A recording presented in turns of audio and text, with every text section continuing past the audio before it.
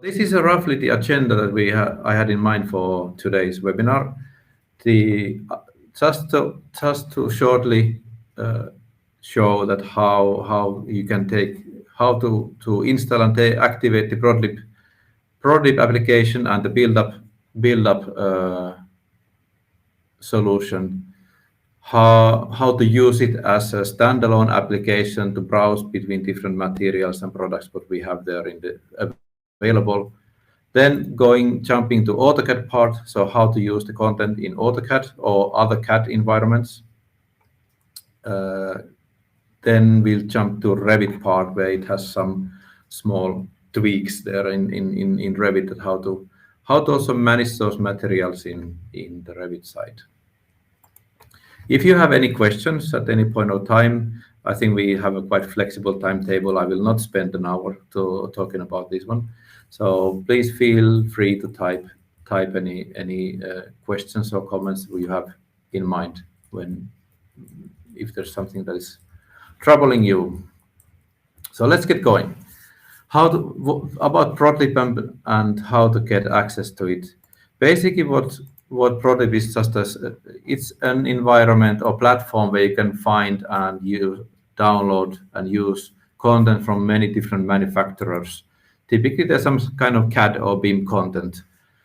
Most common content is different kind of objects. They can be windows or doors or bolts or connection details and so on. Supportive material for the manufacturers. But then one of the specialties is actually exactly the build-up and those materials, because when you know that when you're modeling, for example, a building, you don't start modeling one insulation plate by insulation plate, but we are talking about structure types, about build-ups, and how to manage that content. So let's have a look how it works. The build-up functionality is, we have the web library option to use content from web library, but the build-up functionality doesn't really work properly there. It's just limitations because of the web UI that we are stuck with. So to use BuildUp properly, you need to download and install the ProdLib application.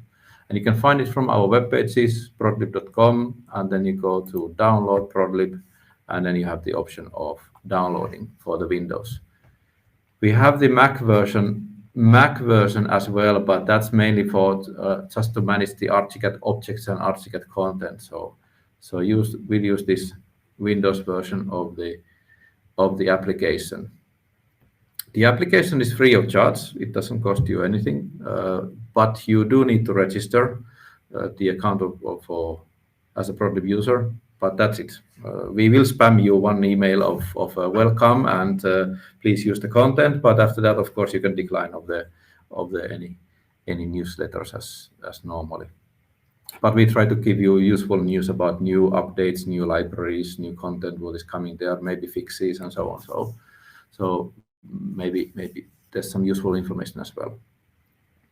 I have already the application loaded and installed to my computer, but something to know that when you are installing, it's a normal executable software that you are downloading and installing, so you will need the admin rights to install it.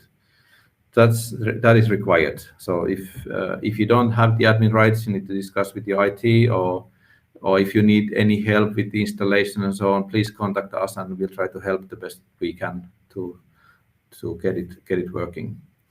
And once you do the registration process is automated. So if you don't get the confirmation mails from the registration within few minutes, then first check the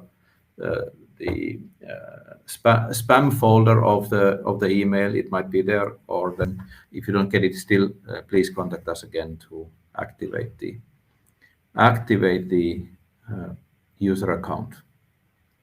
Yeah, but in my case, I have the application already installed. So once it's installed, it can be found from you will find a desktop icon. I have it here. It's called ProdLib Manager. You can, I've got it also in the bottom row here. It should be also visible here in the notification area. I have here also the ProdLib, so you can find it from several places. And if I'll start it, it will open you a ProdLib manager. Just a moment. And this is more or less how it looks. The difference when you're loading is for the first time is that this list here will be empty. So it's just an empty platform, what we will see here. And I'll change the news in English so I can see what is happening, what are the latest information we have. So here on the left side, you can see the list of libraries of content that I have already downloaded for myself. But when you're looking for new content, go to the Add Libraries, and then you will see the list of available manufacturers with their content. So if I would like to have, I can just hide for a moment all the installed libraries, since I have already quite a pile of libraries in my computer. So these are something new that I don't have yet. So if I would like to have, for example, this one, it opens just a very small preview with some comments of the content. I can see that, okay, this is in English, and they have content for AutoCAD, for Revit, and also for Tekla. So just an overview that, okay, if this is something that I really want, then I would select the download. And when I select the download, it will basically ask me to the confirmation, and I will need to accept the end user license agreement. Then it basically loads it so that it should be available. That now I can actually start it, and it will open that Bradberg library with the content what it has.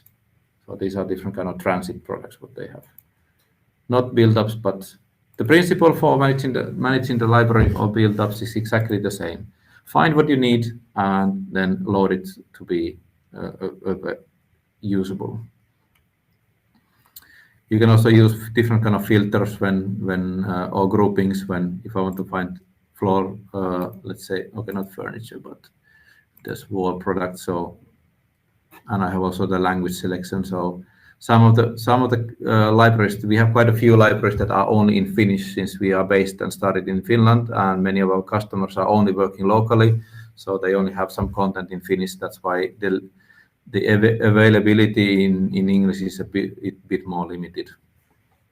But let's see. Oh, I also have all the libraries hidden.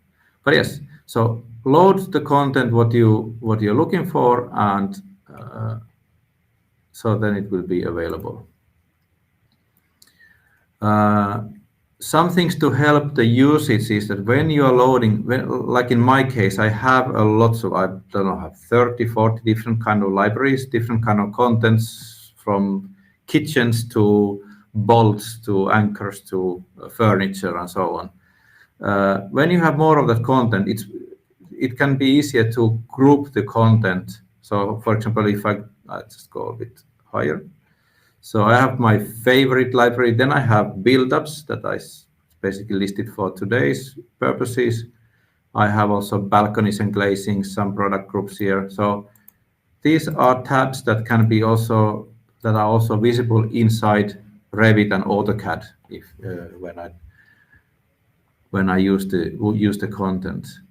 And these groups can be managed from the settings of ProdLib. So here, if you go to settings, there's a place called libraries grouping. If I open this one, so these are the groups that I have created. If I want to have a new one, just select new and give it a name. You can change the order with the arrows. So this is an easy way to find it easier, the content what you're looking for. And once you have created those groups, to apply, if I want to say, I have here. So these are libraries that are not categorized anywhere. So if I say, like, I want to have, for example, this one in some specific group, I'll open the preview here, and in the grouping, this is now the same list that I had in the settings. And if I select, I want this to be, it's not a kitchen and bathroom, but I still put it there. So now it should be listed in my kitchens and bathrooms, which are here. So there is the library. It's just easier to locate the content when there's lots of it available. But the manager is the one that it's basically, all the content is loaded locally to your computers. unless you're using the centralized version that can be used in a bigger consulting companies, engineering offices, so that you don't need to load all the content for every user. If you need help with that centralized installation, again, I'll be happy to help with that. But all the content is loaded locally, but the application what we have, it basically checks on regular basis that is the content the same as we have on our servers. So whenever there's coming some update or fix or some changes to the manufacturer's product portfolio, like in this case, I can see here already that, hey, there's an update available for this library. So if I activate this one, I can just press the update. So it would load all the changed content, what there is for this specific library. So you don't need to worry about that, is it up to date or not. The application will take care of it. Or it will not automatically update it, because you might be in the middle of the project where you really want to use some content that you are using there. But it will notify you that, hey, there are changes. So please load the latest version. So this is basically the main use. It's manage, group, add, update the libraries. Everything is through the ProdLib manager. And then if we jump more specific to the build-up functionalities. The build-up functionality is exactly meant for these manufacturers who have content. Insulation is a typical one, different kind of cladding products, all materials that are part of a floor or a wall or roofs. So they are typically modeled as just a layered structure, not as individual parts. So those we call build-ups. Most of the current content or these libraries what we have available at the moment are unfortunately in Finnish, but all the materials that are used in these libraries, they are defined in multiple languages, so they are also available in English. So if you create your own build-ups, you can use Gyprox material or Isover material and all the other ones that we have. You can find them in English as well. So that's, but the libraries themselves, for example, if I open this one, this is a good example. So this is one for FinForm. If I start it, this is how it looks. So all the text now that you can see here are in Finnish, but as I said, all the materials that we have here are available in the library in English as well, with correct material settings. But let's go through some libraries that have some English content. So here's one, for example, Baurock. Baurock, they are doing different kind of, they have basically these lightweight concrete elements that are used.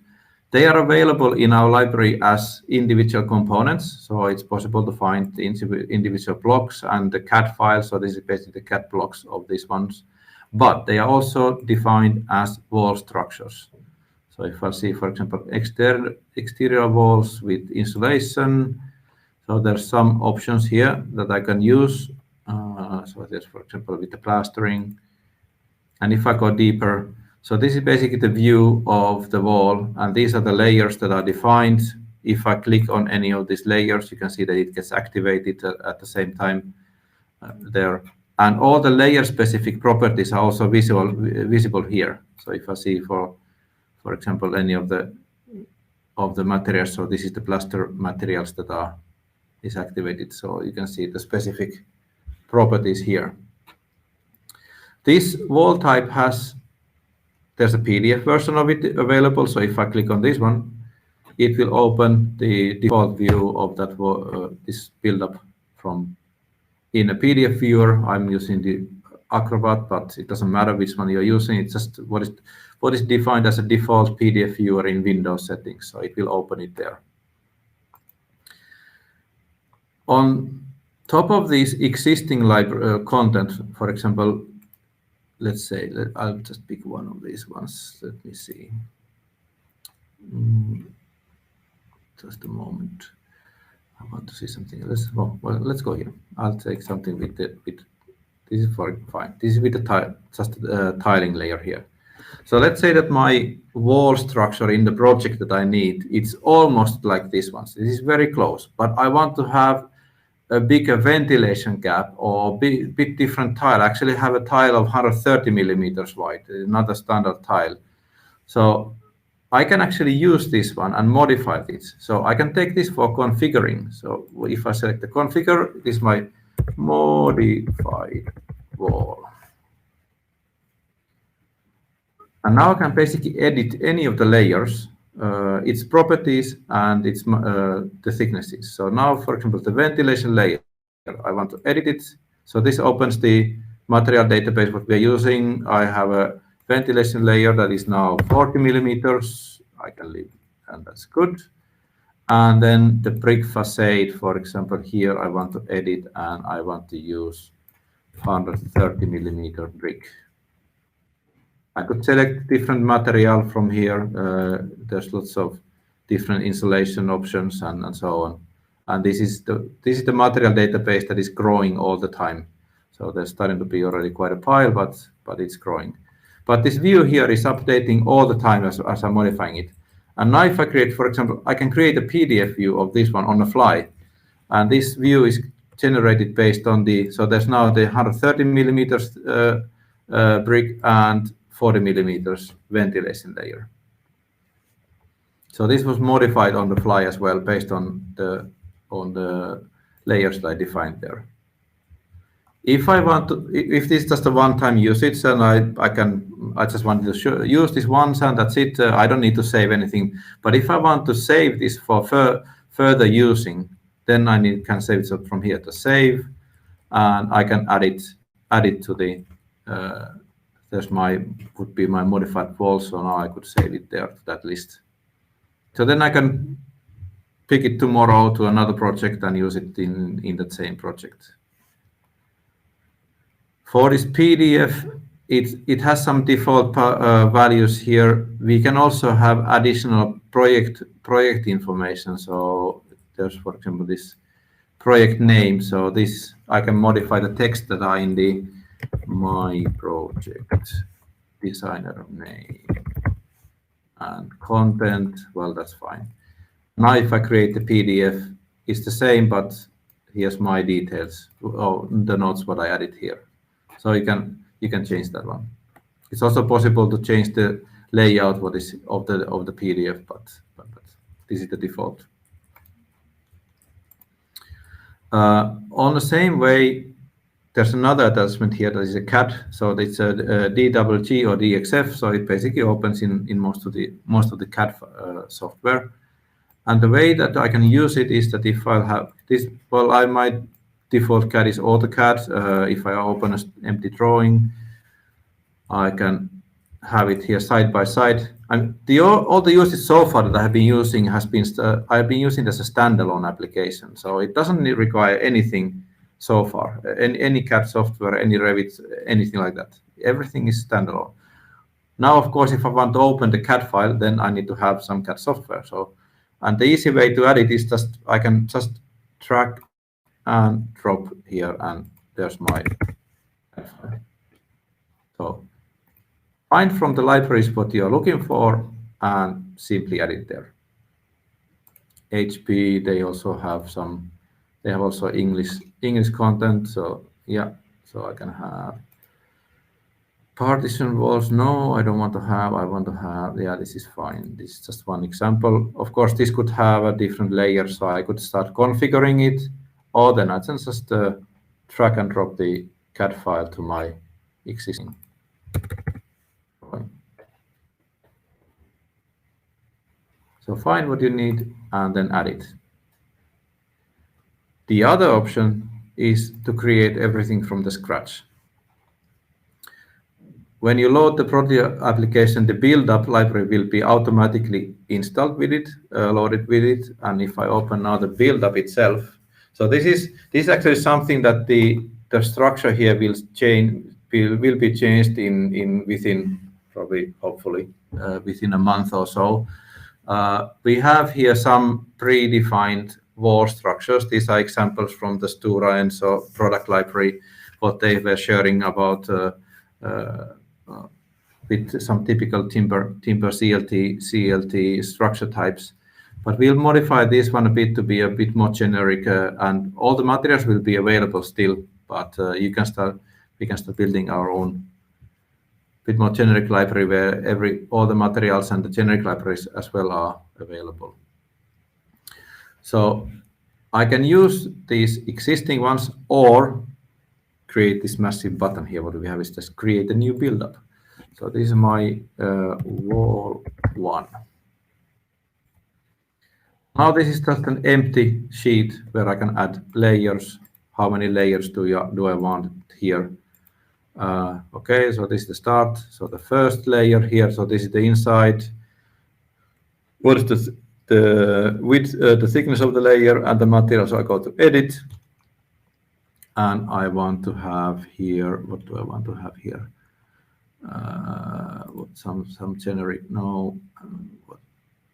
I could add wood, some timber. Okay, come on. So some wood. Well, I could add actually there a CLT plate. Now when I select, for example, a Stura CLT plate, we have stored all the available thicknesses what we have for the CLTC or CLTL plates. So you can pick from the existing ones. So then you can be sure that they can be manufactured. So that would be 6 there. Then I'll select. Now I'm just puzzled. Why did that? No, sorry. Wrong. Yeah.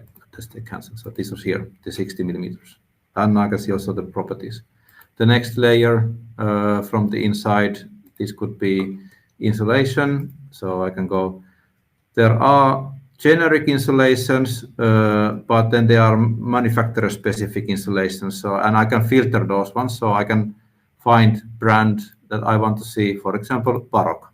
And now I can see all the Baroque materials we have here available. I want to have Baroque Extra P, which have, okay, these options. Let's see, this one. So you just need to find what you need. Let's take this version here.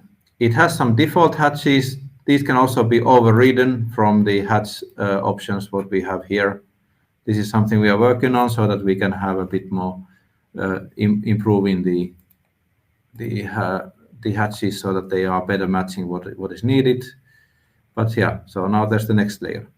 So keep on building the wall structure as you want, and then save it. In my case, well, I don't have all these layers defined. Well, I could of course remove them. Yes, I want to delete this one. So not very beautiful structure type, but still, this is something I could now use. I can create just a PDF of it. It's very plain because it only has 2 layers, but still create it based on what I can do, what I have done. But this could be used, for example, to create. Let's say that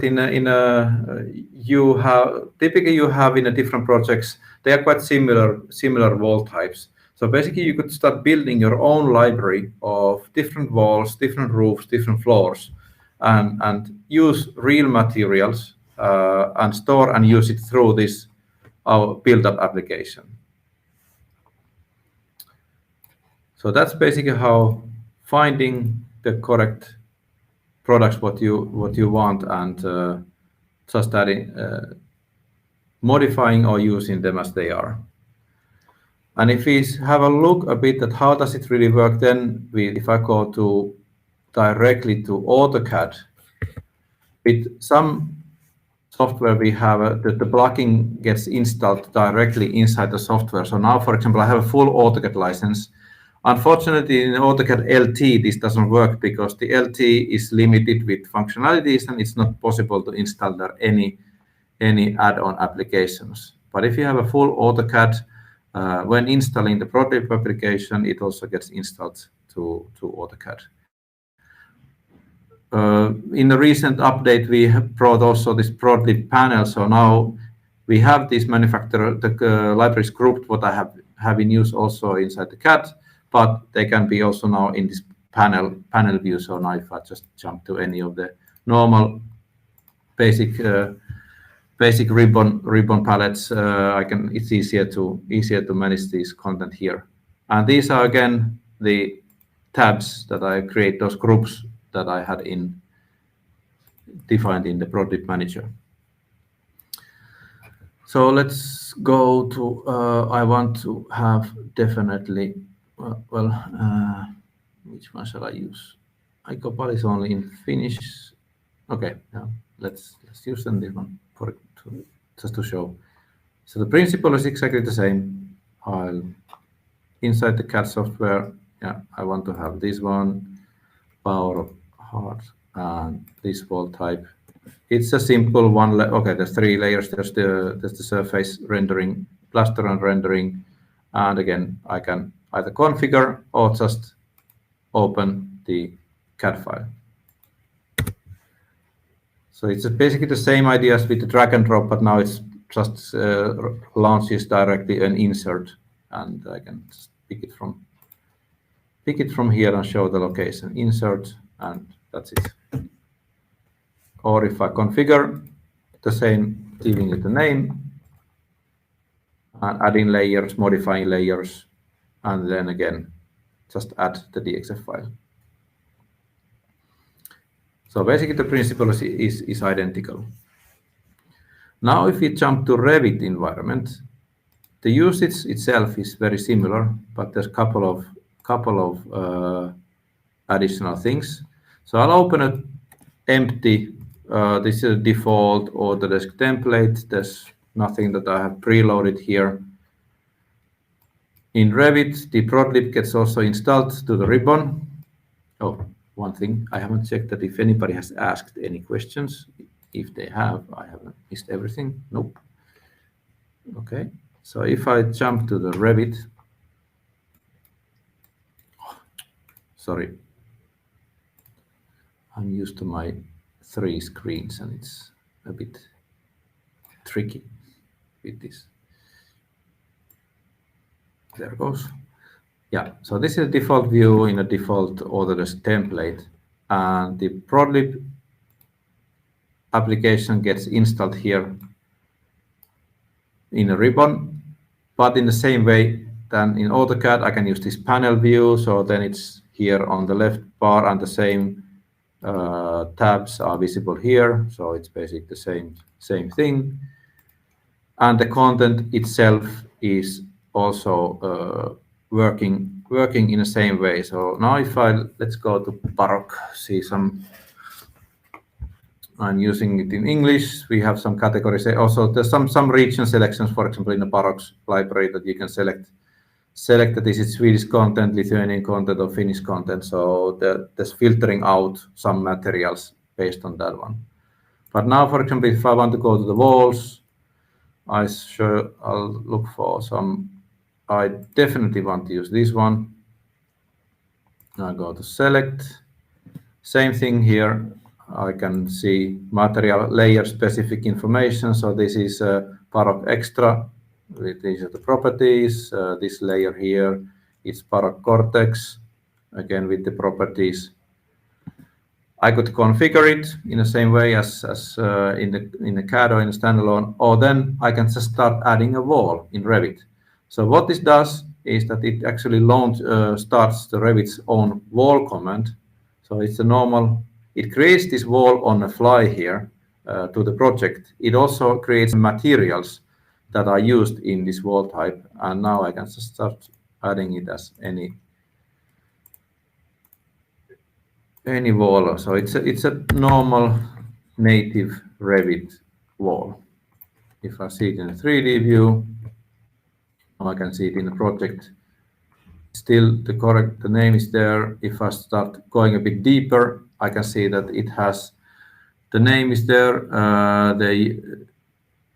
the U values, and the materials are also here defined, and the materials have also their thermal properties according to the material data. So they really are native Revit content that are just included to this project or based on the usage. So instead of loading and creating new materials and managing them yourself from project to project or in project templates, you can basically use anything that is in the BuildUp library So all the materials that are here, if I create if I create a new build-up, my wall, or let's do a roof actually, or floor, my floor.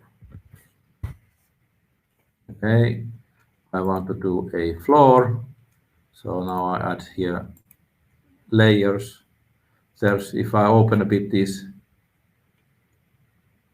there's some cladding materials. There's ruukkislamelassa and content. There's concrete blocks. So the list is growing, and the grouping what we have here is developing. We are working on it constantly to trying to improve and bring more searches so that we can search based on properties and requirements. So there's lots of development project going on with the build-up functionality, and also, of course, all the wishes and recommendations or bugs and that you're finding, they are more than welcome, so that we can improve the usability. But yeah, basically you can define your layers and then just add it as a floor. So walls, floors, roofs, all use the native Revit content, and all the material data is loaded of that specific wall, floor, or roof type once you insert it to the project. On top of that one, there's a bit extra, couple of small things that what we can do. One of them is the legend view. So this is, if I want to create a new legend, this is my wall 1 to 20. Let me see what was this is the basic wall, Baroque US. That's the wall. So if I now want to have I'll open the Baroque library again. Walls. Oh, external wall. I think it was this one. And now there's the option. This was the wall option. This is the legend. So now if I create the legend, what it does, I can just show a location there. Yeah, that's fine. I'll escape the command. And then it also adds the text of that specific wall type. I could probably have this as a section view. So this one, it's just basically reading the text from this specific wall type, so that now this is easy to add to a drawing sheet. And one last sort of specialty in Revit is, if I see a bit of the scaling. So this is the normal material hatching that Revit has, that it's dependent on the direction of the wall and so on. Especially with insulations, it's quite sometimes tricky to make decent looking hatches. So we've done this kind of small add-on here, that if I click on the update hatches, and my default hatch for the soft insulation now was this kind of curved line. So it's basically recognizing from the wall that we created the layers and adds the hatches here on top of it. It's a separate object. So now if I select, for example, this wall and I want to move it, I see that hey, my hatches are not following. But then again, if I click on the update hatches, it will just relocate it to the correct places. But just a small extra thing that you can make the views a bit neater in a fast way. But let me see my cheat list of different things.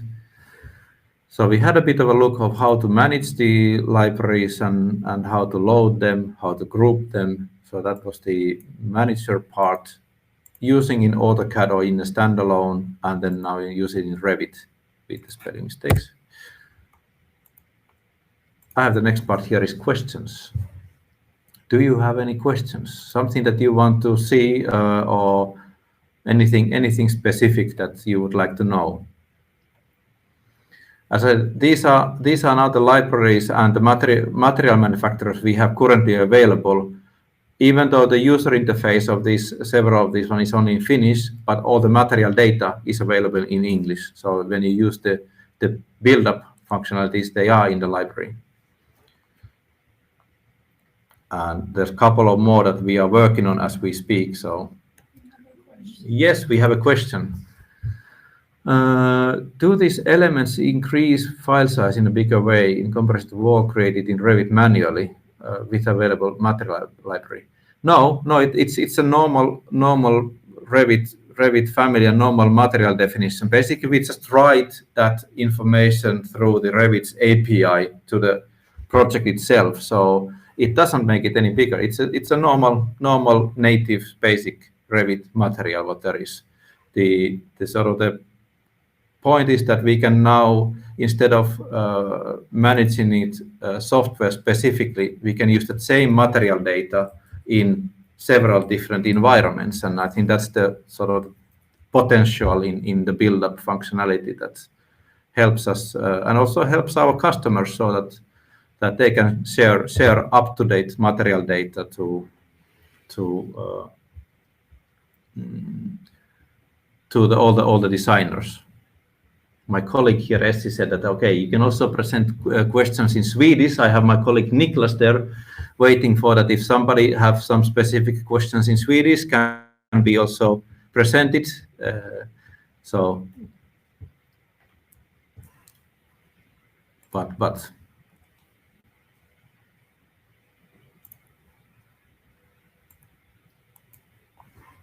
But as I said earlier, I mean, all the content what we share is free of charge.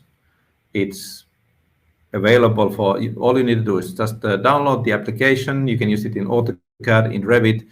We have been talking about adding the functionality also to ArchiCAD, but it's not yet available. I hope we can do it will be probably a bit different version there, but I hope we can launch something related to ArchiCAD still before the end of the year. But let's see how about that one. I don't have a fixed timetable for that one. Different markets. I mean, the users what we have are mainly in Nordics and in Baltics. Of course, we have users also in, for example, I mean, we have customers like Ruukki or Stora Enso or Metsä, and they are global players. So we have individual users here and there. And yes, of course, we want to grow. You mean different languages? Different languages, we will extend the language support little by little. It's a sort of, from the development point of view, it's a bit of a painful thing to develop the language supports and have the translations, but yes, we will improve and increase the language support in the future, little by little. That's also a bit dependent on the manufacturers, that how we push it to which regions they are affecting a lot. So we want to support also the users on those regions. So then, of course, we need to be able to support that one.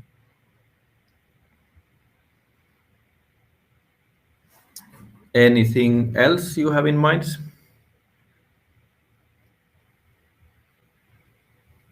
Someone is typing, so let's see if we get something else.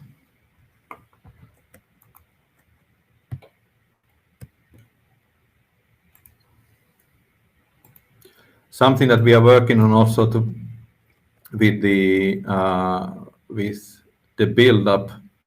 Build-up is different kind of management of frame structures, so that even though we would not model, let's say that we have a wood frame wall, we don't want to start modeling each and individual wooden stud, or maybe it's a steel frame or so. But we want to be able to show that information better, so that we can do the section views so that it looks more accurate. So that's something that we are working on as we speak. The other thing that what we want to push and we are working on is to manage different kind of material colors. So, for example, one library we're working on at the moment is Sembrit, and they are doing this kind of cladding plates. the plate itself is very standard, but it has multiple colors. So we want to be able to share both the material information itself and also the color availability. So that's a bit of a something that we have on the development list and development tasks.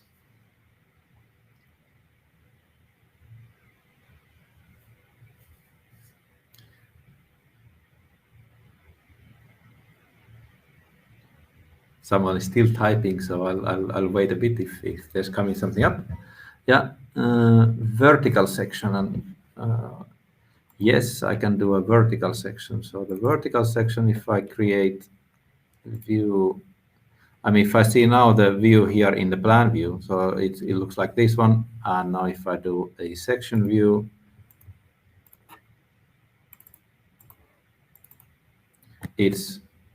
let's put the medium so I can get the layers. So without the hatches, it looks like this. But if I again press on the update hatches, it will load it to also to this view. So it's basically the same hatch. It's not oriented in different directions. So that looks the same in the both views. Depending on the level of detail, at the moment, no. At the moment, it's basically one hatch that we have defined. So it's only one view of it at the moment. But yeah, I would say that the easiest way is that if the scale is rough and so that, I mean, like this one, if I would assume that I would move this view now to a drawing, it would be just a mess. So I think that then it would make sense just not to present the hatches at all and just use the layers if needed.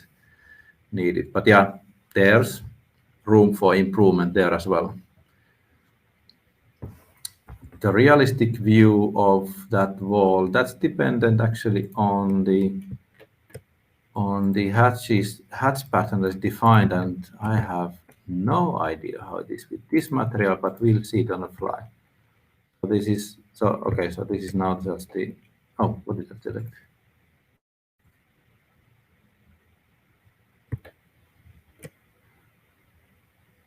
So this one doesn't have any specific raster image defined for this one, but that's actually something that we can do. We have libraries where we are using same functionality. Let's show, for example, just a moment. Södra is also one manufacturer of the CLT, and even though it's not here, these materials are also available in a BuildUp, and they are also available here. But this is a bit different type of a product. But if I use this wall function, I think, if I recall correctly, and let's see how it goes. So this has here, for example, a texture defined, and that's using the same technique we use for the BuildUp. So the raster image is defined as part of the material in our material database. So it could be, I mean, for example, here, as you can see, that this is repeating the pattern on a specific method. So that's something that could be to, let's say, for example, different kind of cladding product that you could do just a fastly do a wall with a specific cladding size to have the color correctly and the repeating image on correct size. So could be useful as well.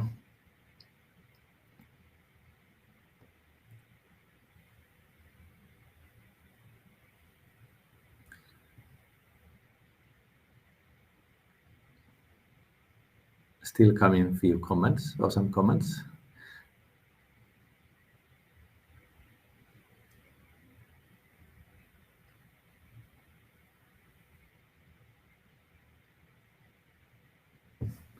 Oh, then not. Oh, yes, there is. So let's give still a moment.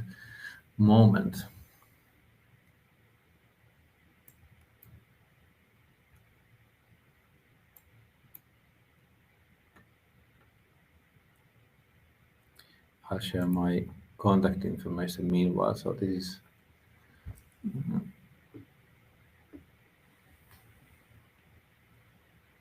So Katarzyna is asking about when installing the BuildUp, that how does it affect? Does it load the library and the images and the textures?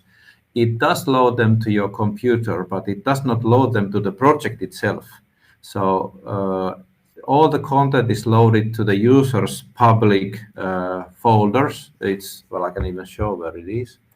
All the ProdLib libraries can be found from Windows users public ProdLib, and then there's ProdLib. So all the supplier content is available here. So it is visible, but typically the user doesn't go here at all.